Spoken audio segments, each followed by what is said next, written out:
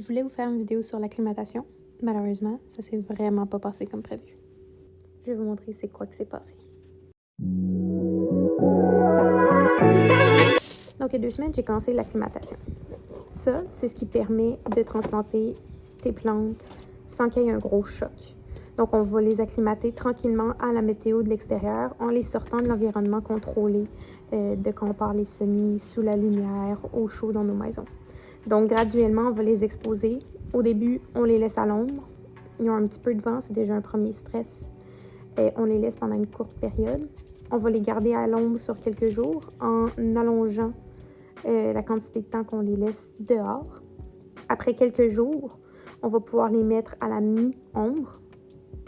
Donc, un petit peu de soleil, mais pas trop longtemps. Même chose, on va faire sur plusieurs journées pour qu'ils s'habituent tranquillement. On peut les exposer aussi un petit peu plus au vent, rendu à ce moment-là. Mais on veut vraiment qu'il y ait une progression. Donc, à chaque fois qu'on augmente d'étapes, on les laisse un petit peu moins longtemps. Et c'est vraiment graduel. Le but étant qu'à la toute fin, ils se soient habitués d'être dans les conditions au soleil, au vent, à l'extérieur, et puis même aux nuits qui sont un petit peu plus fraîches, donc le changement de température dans la journée. Par contre, ça s'est vraiment pas passé comme je le pensais. En fait, j'ai tout fait le bon processus, mais la météo au Québec n'a pas été de mon côté. Donc, comme vous voyez dans la vidéo, il faisait super beau soleil, il faisait super chaud il y a 2 semaines. Le ciel était super bleu. Il faisait environ entre 15 et 17. Il a même fait 20 degrés une journée. C'est au niveau de mes plants. Je les ai mis au soleil comme ça ici. Ce que j'ai envie de faire, c'est que j'ai envie de prendre un de mes tatouages puis essayer d'aller le planter en arrière pour pouvoir montrer la différence de l'acclimatation. Donc si je vous le montre rapidement, vous pouvez voir là, les racines commencent à s'en mêler dans le fond. Donc je vais aller le planter. Donc je vais dans un de ceux que j'ai déjà commencé à préparer. Je vais venir faire un petit trou comme ça ici. Et je vais y déposer.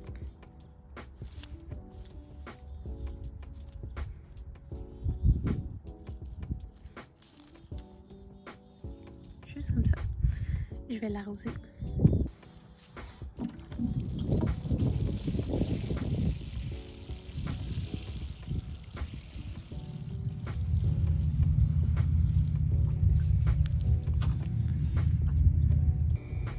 Donc, je les ai installés là, plein soleil pour le restant de la journée. Il va falloir que je les arrose parce que le sol me semble très très sec. Puis comme on peut voir, là, les têtes commencent à pencher un petit peu. Même chose pour mon céleri.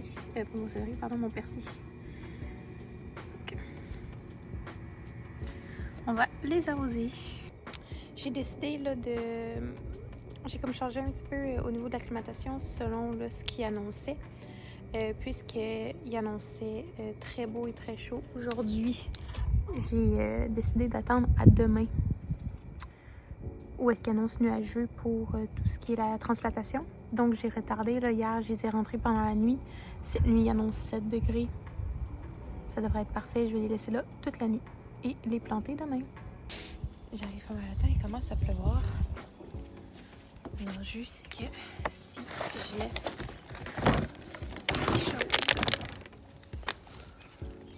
dans les plats, ils vont vraiment s'imbiber d'eau.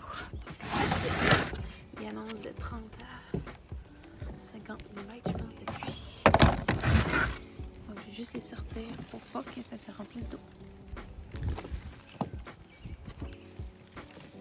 En général, il a l'air de bien se porter. Je pense qu'il a fait quand même assez froid cette nuit. Je suis contente de voir que ça a l'air de bien se porter. Et voilà. On a même plusieurs choux de Bruxelles qui ont parti finalement. Donc, on va les laisser comme ça pour la journée, pour les 2 prochaines journées. Ça m'étonnerait que je transplante sous la plus intense. Donc, voilà.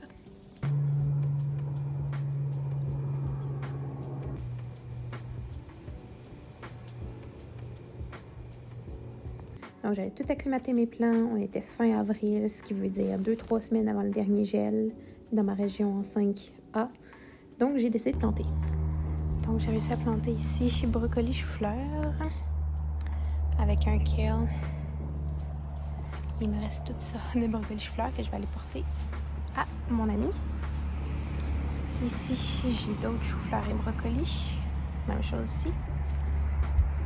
Finalement, mes oignons, je les ai mis sur un seul rang comme ça ici, avec un rang de plus de chou-fleur et brocolis. J'ai mes choux tatoués qui vont peut-être un petit peu mieux. Mais tout ce qui est mes brocolis ont subi le gel, je vais dire. La température est vraiment bizarre. Ce matin, il faisait 0. Il fait présentement 17. Il annonce encore plusieurs gels. Donc, je vais essayer de... Ouais. Ils ont vraiment subi des gros gels. Plusieurs fois. Donc, malheureusement, même si les livres disaient que je pouvais planter mes choses au jardin, mes plants au jardin, malgré que j'avais fait l'acclimatation, la température, c'est vraiment ce qui va venir impacter le plus. Ma date de dernier gel prévu est supposée être la semaine prochaine. Par contre, il annonce encore plusieurs gels cette semaine. Donc, est-ce que cette année, on a un printemps un peu plus froid, un peu plus pluvieux? C'est possible. C'est pour ça que c'est important de ne pas juste se fier à la date de dernier gel ou bien à nos livres qui nous disent « Vous pouvez planter 4 semaines avant le dernier gel ». Mais vraiment là, de se fier à la météo à l'extérieur. Et si jamais vous décidez de planter comme moi, ben c'est important de surveiller la météo et puis d'agir aux besoins. Par exemple, d'abrier ses plants ou peu importe. Mais comme vous voyez, j'ai des graines qui ont commencé à germer au niveau de mes radis et je vais quand même procéder là, à la plantation là, de mes carottes. Mes pois aussi ont commencé à germer. Donc,